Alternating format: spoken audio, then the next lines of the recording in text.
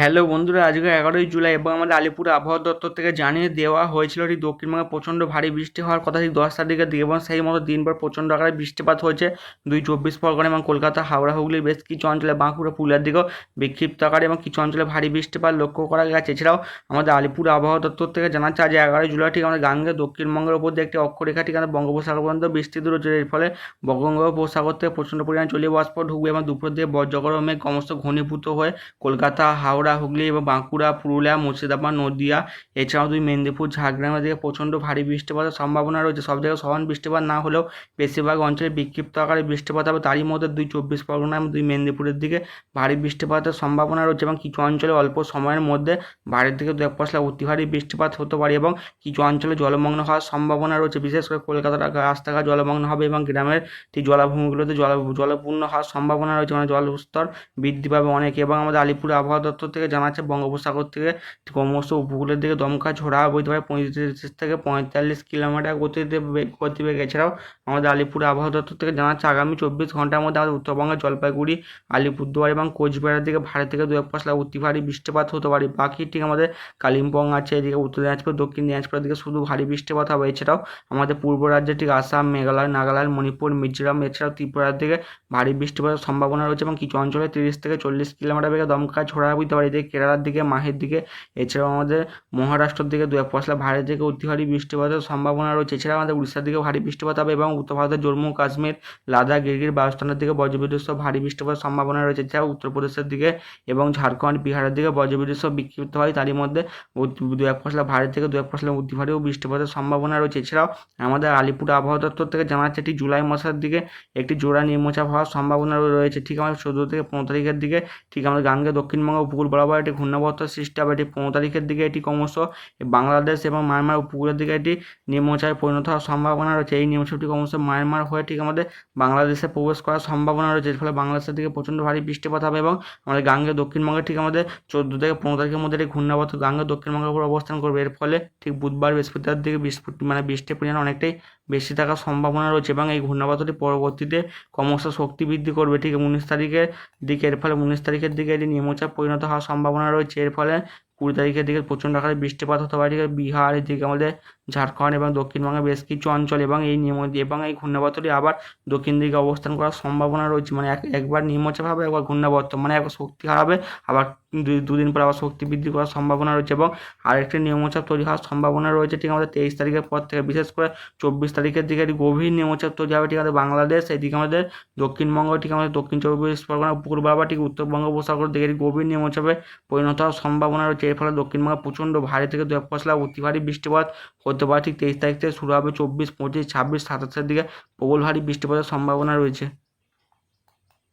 ECMWF model থেকে দেখা যাচ্ছে আজ বেলা 10টার দিকে ঠিক আমাদের দক্ষিণবঙ্গের 2-24 পরগনার দিকে বজ্রবিদ্যুৎ সহ বিক্ষিপ্ত ভারী বৃষ্টিপাত হবে। তারই মধ্যে এদিকে হাবড়া আছে, এদিকে ভাটপাড়া, কলকাতা এবং বসিরহাটের দিকে, মানে উত্তর 24 পরগনার দিকে 2-1 পশলা ভারী বৃষ্টিপাত হবে এবং নদিয়া, কৃষ্ণনগরের দিকে বজ্রবিদ্যুৎ সহ বিক্ষিপ্ত ভারী বৃষ্টিপাত হবে। বর্ধমানের দিকেও বিক্ষিপ্ত ভারী বৃষ্টিপাতের সম্ভাবনা রয়েছে। এছাড়া মুর্শিদাবাদের দিকে, বহরমপুরের দিকে ভারী বৃষ্টিপাত হতে পারে 2-1 পশলা।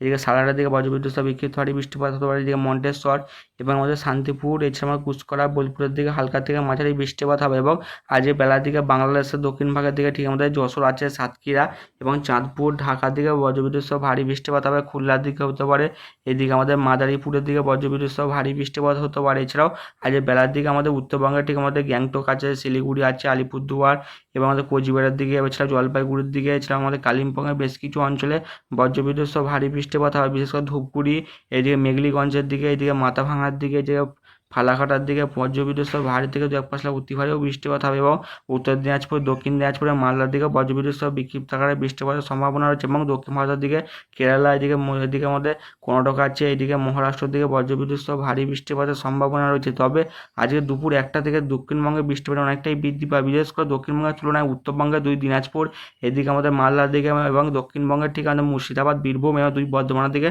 বজ্রবিদ্যুৎ সহ ভারী থেকে 2-5 অতি ভারী বৃষ্টিপাতের সম্ভাবনা রয়েছে।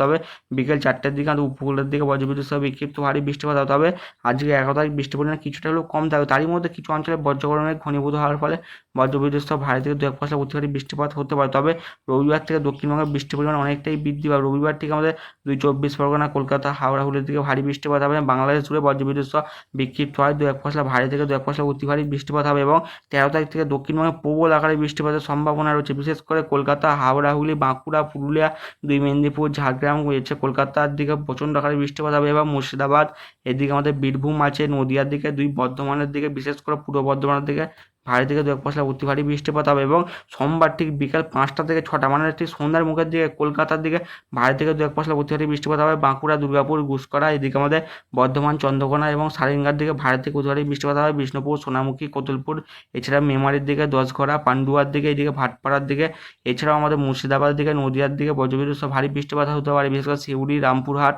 বহরমপুরের দিকে ভারী থেকে অতি ভারী বৃষ্টিপাত হবে। কান্টি, এদিকে লাভপুর, এদিকে সালারের দিকে, এদিকে আমাদের বাংলাদেশ জুড়ে বজ্রবিদ্যুৎ সহ ভারী বৃষ্টিপাতের সম্ভাবনা রয়েছে। 13 তারিখের দিকে এবং 14 তারিখের দিকে দক্ষিণবঙ্গের দিকে দফায় দফায় বজ্রবিদ্যুৎ সহ বিক্ষিপ্ত ভারী বৃষ্টিপাত হবে। তবে 15 তারিখ থেকে দক্ষিণবঙ্গের বৃষ্টির পরিমাণ কম বেশি করে কোথাও কম, কোথাও হালকা হবে, কোথাও ভারী থেকে 2-1 অতি ভারী বৃষ্টিপাতের সম্ভাবনা রয়েছে এবং 16 তারিখের দিকে মানে ঠিক উত্তর বঙ্গোপসাগর, ঠিক বাংলাদেশ এবং মায়ানমার উপকূলের দিকে ঘূর্ণাবর্তের ক্রমশ শক্তি বৃদ্ধি করে 17 তারিখের দিকে নিম্নচাপে পরিণত হওয়ার সম্ভাবনা রয়েছে। এর ফলে ঠিক বাংলাদেশের দক্ষিণ ভাগের দিকে ভারী থেকে 2-1 অতি ভারী বৃষ্টিপাত হবে এবং 18 তারিখের দিকেও দক্ষিণবঙ্গের দিকে বজ্রবিদ্যুৎ সহ বিক্ষিপ্ত ভারী বৃষ্টিপাত হবে এবং 18 থেকে 19 তারিখের দিকে ঘূর্ণাবর্ত ক্রমশ দক্ষিণবঙ্গের উপর শক্তি বৃদ্ধি করে এটি নিম্নচাপে পরিণত হতে পারে। এর ফলে 18 তারিখ থেকে বৃষ্টির পরিমাণ বাড়বে দক্ষিণবঙ্গে এবং 19 তারিখ, 20 তারিখের দিকে ভারী থেকে 2-1 অতি ভারী বৃষ্টিপাতের সম্ভাবনা রয়েছে।